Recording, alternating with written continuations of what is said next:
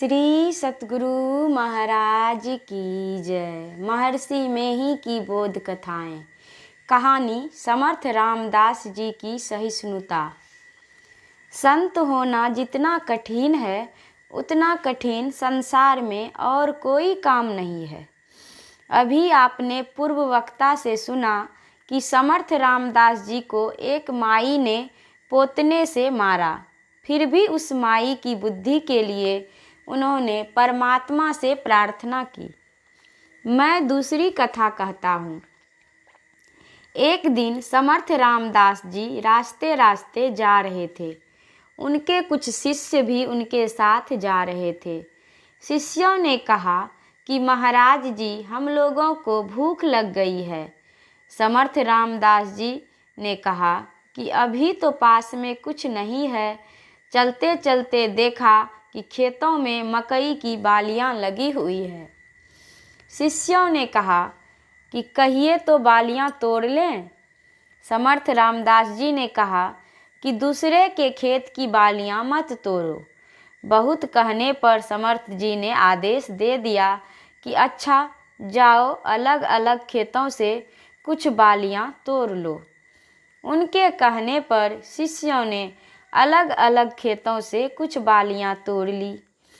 एक खेत वाला दूर से देख रहा था। बालियां तोड़ लेने पर खेत वाले ने समर्थ रामदास जी को ही पीटा, क्योंकि उनके आदेश से ही शिष्यों ने बालियां तोड़ी थी।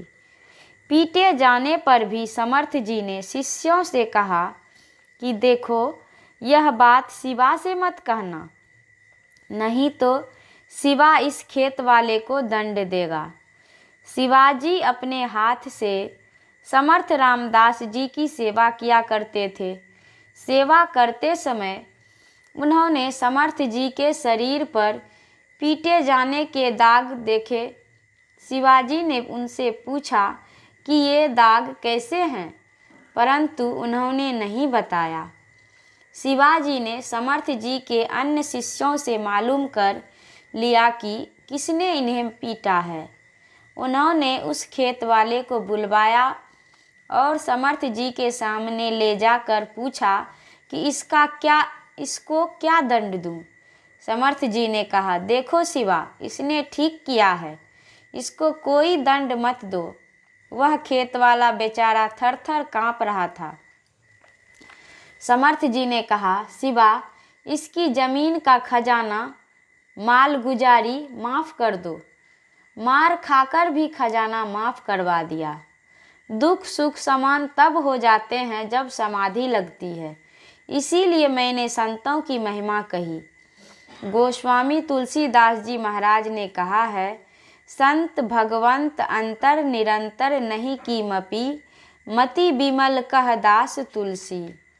सब देवताओं ने ब्रह्मा विष्णु और महेश में विष्णु को बड़ा माना, क्योंकि विष्णु बड़े सहनशील साबित हुए। भृगु मुनि ने उनकी छाती पर लात मारी, लेकिन विष्णु ने क्रोध प्रकट नहीं किया, मुनि को क्षमा कर दिया। पलटू साहब ने संत को विष्णु से भी बड़ा माना है। संत अपने दुख देने वाले की ओर ध्यान नहीं देते। श्री सतगुरु महाराज की जय।